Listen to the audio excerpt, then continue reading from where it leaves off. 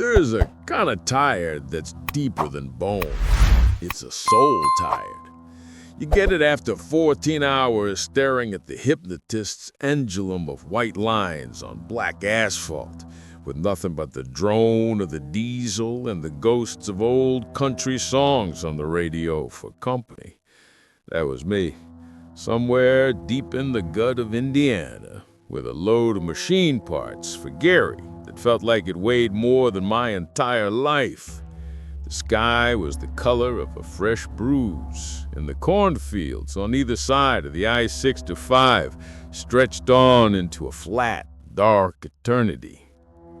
Every sign for a Holiday Inn or a Motel 6 seemed to be 100 miles past the point where my eyelids felt like they had lead weights attached. Then I saw it, a single flickering neon sign off a forgotten exit.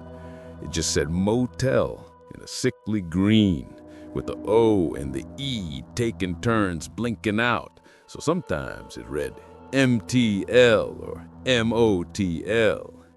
Underneath, in smaller, angrier red letters, was its name, the Flatline. In any other state of mind, I'd have laughed and kept on driving. The Flatline Motel, real subtle. But my logbook was screaming at me, and my brain was starting to see shadows darting across the road. A bed was a bed. The place was a classic L-shaped motor inn, probably built in the 60s and not touched since. I parked my rig at the far end of the gravel lot, the engine ticking as it cooled. The silence when I shut it off was deafening. The air was thick and heavy with the smell of damp earth and something else. Something faintly metallic, like old blood.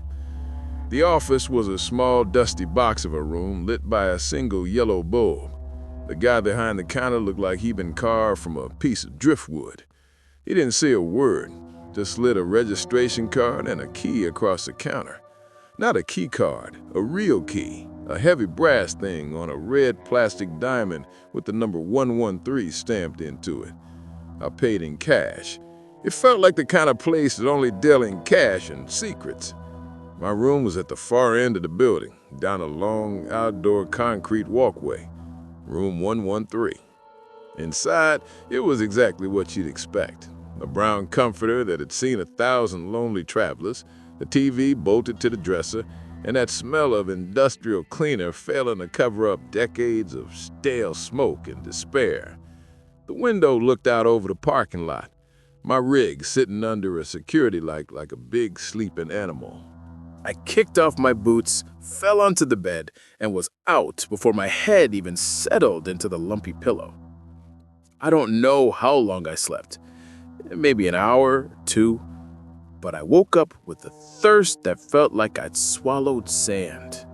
My mouth was dry, my head thick, and I remembered the one thing I'd left in the cab. The one creature comfort I never go without, my big stainless steel thermos full of strong black coffee I'd brewed myself at the last truck stop. The thought of it was the only thing that could get me moving. I pulled my boots back on, not bothering with the laces. I opened the door to the room, not bothering to lock it, just pulling it so it was almost closed. It was a short walk to the truck and back. What could possibly happen? I stepped out of the cool, air-conditioned room and into the hallway that connected the inner rooms of the motel. That was my first mistake. My last one was thinking I'd ever find my way back. The hallway was strange. Most motels like this are open to the outside with doors facing the parking lot. This one had an interior corridor, probably a later addition. It was long and narrow, lit by buzzing fluorescent lights that cast everything in a pale, surgical glow. The carpet was a god-awful pattern of brown and orange swirls, the kind that's designed to hide stains and seems to writhe if you stare at it too long. The air was still and smelled like dust and disinfectant. I turned left, heading for the lobby doors I'd come through earlier. It felt longer than I remembered. I passed door 115, 117, 119. A little weird. I thought my room was near the end. but my brain was still foggy with sleep. I pushed through the heavy glass doors and the humid Indiana night hit me like a wet towel. The walk to my rig was quick. I unlocked the cab, grabbed my thermos, and took a long, satisfying gulp of the lukewarm coffee. It tasted like life. I locked the truck back up and headed for the motel, feeling 100 times more human. I pushed back through the same glass doors and into the hallway. All right, room 113, I muttered to myself. I turned right this time, back the way I came. I walked past the ice machine, its hum a familiar, comforting sound. I passed door 120, then 118, then 116.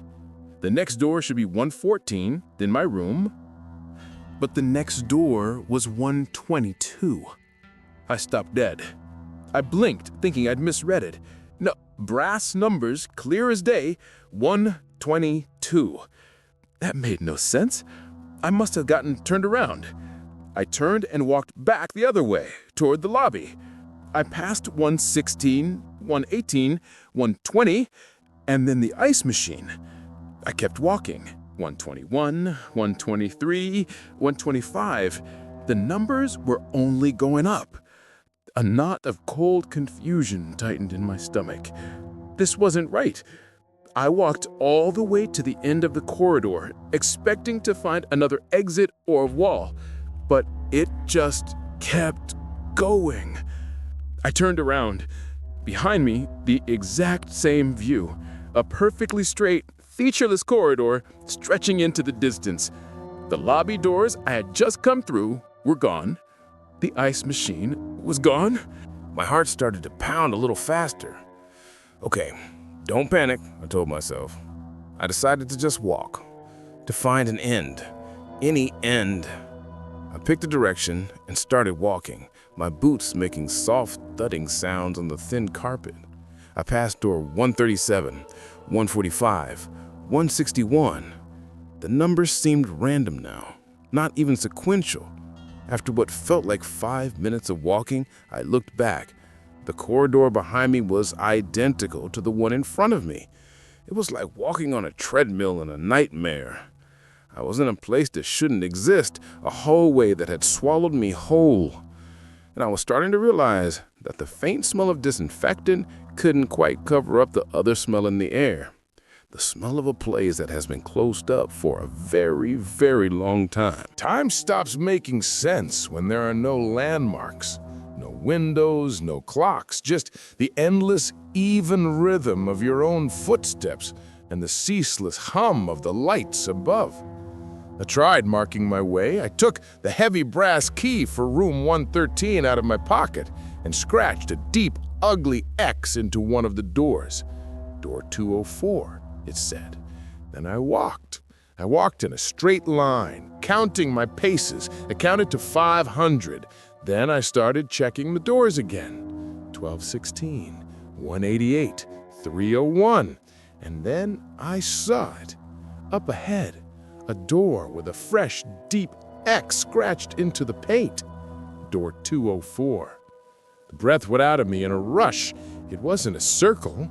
I had walked in a perfectly straight line. It was impossible. It was a violation of everything I knew about the physical world. This wasn't about being lost. This was about being trapped in a place where the rules didn't apply. I tried yelling, "Hello? Is anyone there?" My voice felt small and pathetic, swallowed instantly. There was no echo.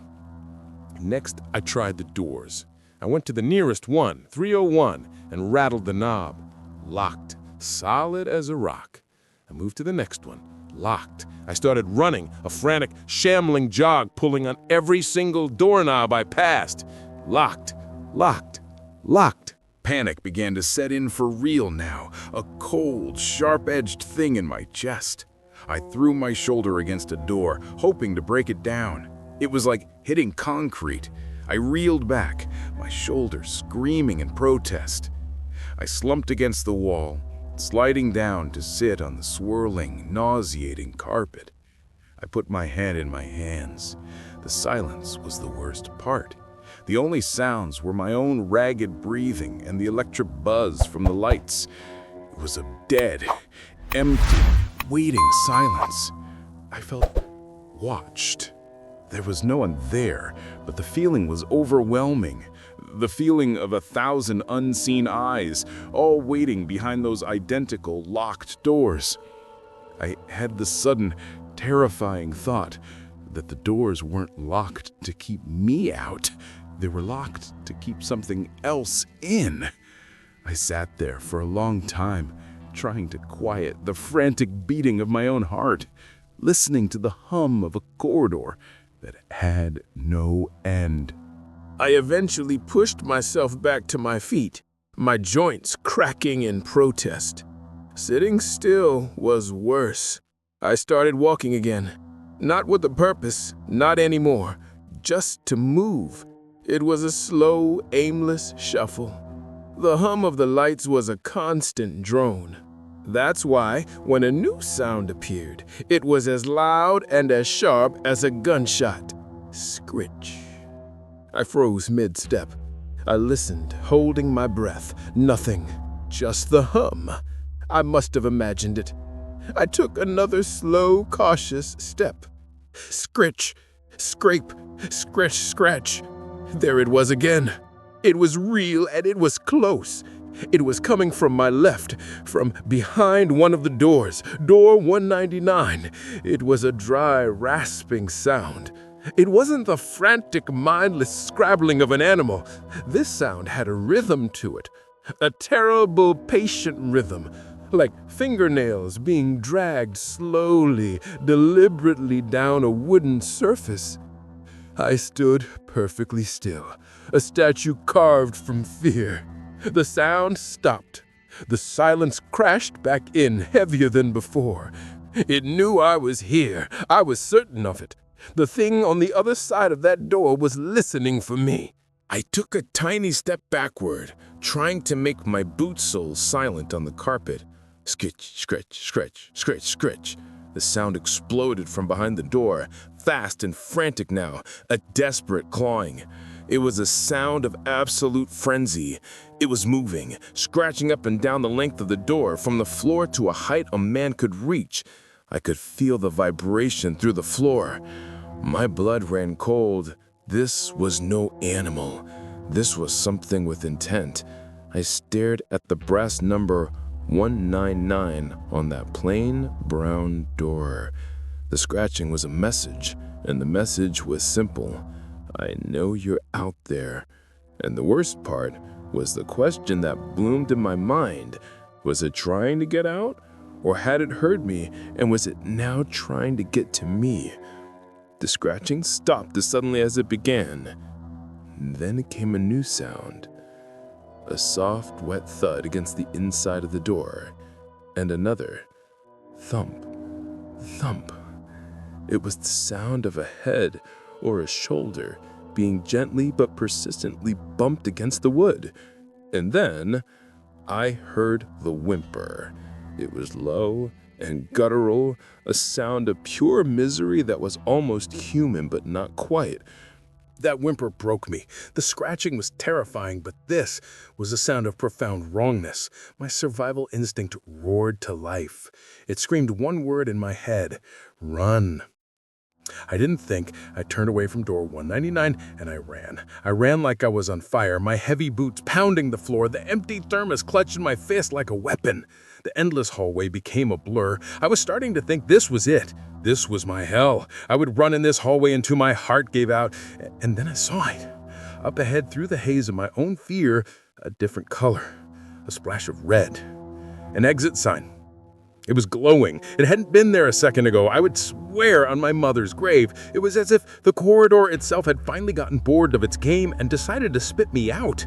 Or maybe, and this thought chilled me even more, whatever was in room 199 had let me go.